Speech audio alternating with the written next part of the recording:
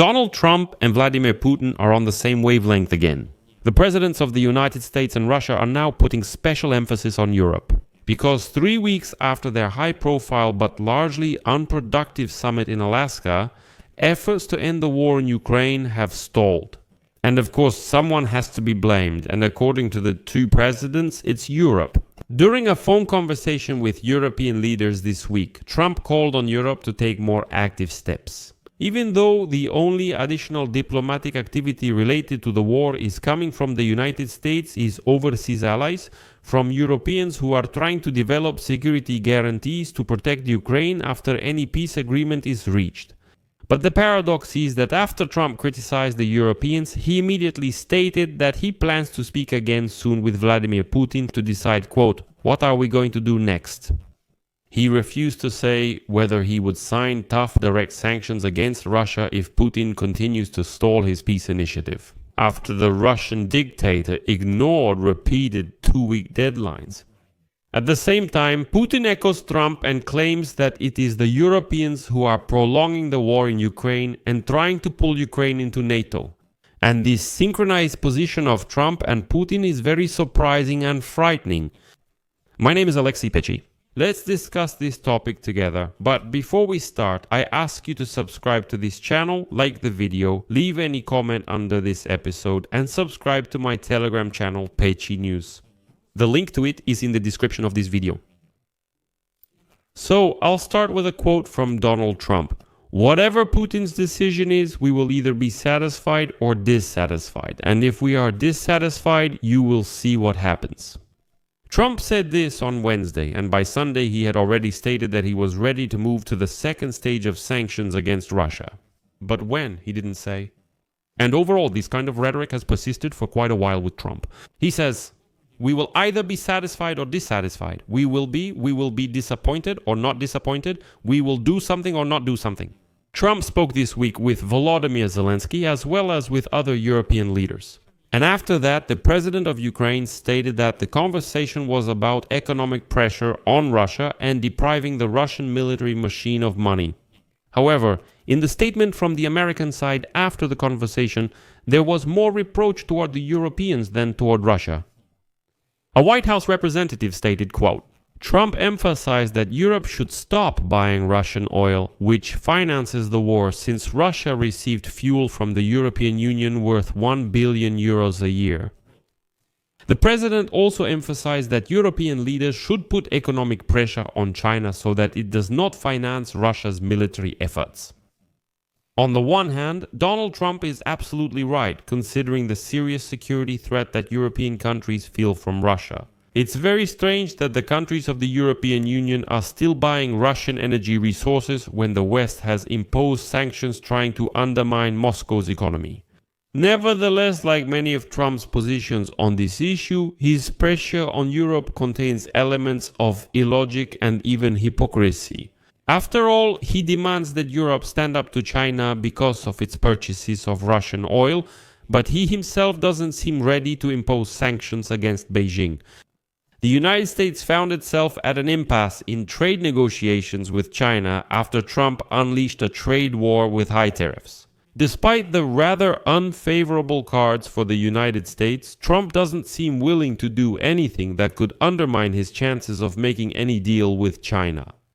But his position on Europe reflects his attitude toward another former friend, India, which is struggling because of the 50% tariff on its exports to the United States, a measure Trump justified by India's continued purchases of Russian oil. His move destroyed 30 years of efforts by successive presidents, both Democrats and Republicans, to keep India out of the orbit of the growing Asian sphere. Trump with China? The cost of his strategy became clear this week, when Chinese President Xi Jinping, who never received any sanctions from Trump, warmly welcomed Indian Prime Minister Narendra Modi at the summit of autocratic leaders.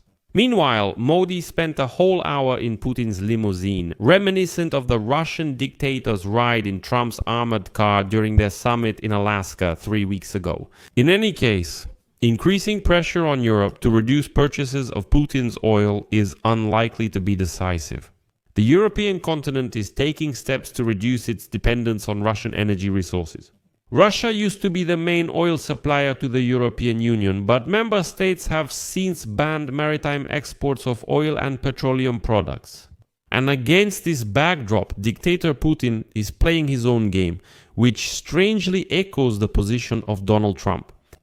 Russia is intensifying its classic strategy aimed at trying to drive a wedge between NATO allies, seeking to create space for its forces to achieve greater advances on the front line in Ukraine. And during his visit to China, Putin met with Slovak Prime Minister Robert Fico and accused Europeans of stirring up hysteria about an alleged Moscow-planned attack on Europe. Putin's quote, "Any reasonable person perfectly understands that Russia has not had, does not have, and will not have any desire to attack anyone. Do you understand that?" Says Putin, who actually attacked Ukraine back in 2014 and has been waging a bloody war against Ukraine for 11 years. And he says, you what? Any reasonable person perfectly understands that Russia never had, does not have, and will never have any desire to attack anyone. In Alaska, Putin warned, standing side by side with the United States president, who for some reason often criticized America's ally Europe, saying that Europe should not put a spoke in the wheel of his diplomacy with Donald Trump. Earlier this week, the European Commission stated that a plane carrying its top official, Ursula von der Leyen, was subjected to a global positioning system jamming attack while landing in Bulgaria on Sunday. And is Russia suspected of this? What did Moscow do? They criticized this statement, calling it fake and a manifestation of European paranoia.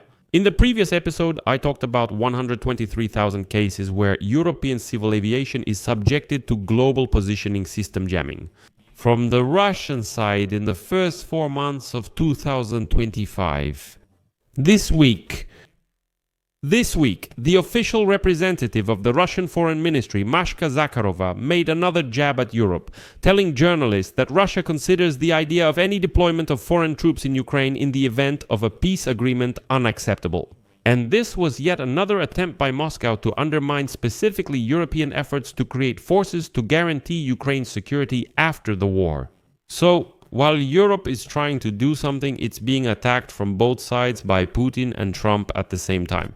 And there are no signs of a meeting between Putin and Zelensky, which White House officials confidently predicted just 2 weeks ago. Trump once declared his willingness to participate in such negotiations as a third party, but now he has returned to the Russian position, according to which a one-on-one meeting should take place first. Ukraine's allies fear that Putin will provoke a confrontation at a bilateral meeting, which he could then use to prove to Trump that it is Zelensky who is sabotaging the process. And so this Thursday there was a glimmer of progress, even if it depends on the unlikely success of Trump's peace initiative, which has stalled before it even began. After a phone call between Trump, Zelensky, and members of the coalitions of Ukraine's willing allies, French President Macron stated that 26 countries have pledged to contribute to potential peacekeeping forces in the event of a ceasefire agreement. But Macron said that, along with strengthening the armed forces of Ukraine and deploying European troops on Ukrainian territory, the third component of Ukraine's security guarantees should be an American security network. But so far we've only heard from Trump that he will think about how to ensure Ukraine's security. I wouldn't be surprised if sooner or later Trump comes out and says, listen, this idea of security guarantees for Ukraine from the Europeans is nonsense. Volodya, Putin, my good friend, won't agree to this. Let's listen to Putin and cancel it. So Trump is clearly playing along with Putin and making the Europeans look just incapable, isn't he? And now, at the end of another week during which there was practically no progress toward peace in Ukraine, it's no surprise that Trump is starting to feel frustrated. But there's little to suggest that he has any grand idea on how to break this deadlock.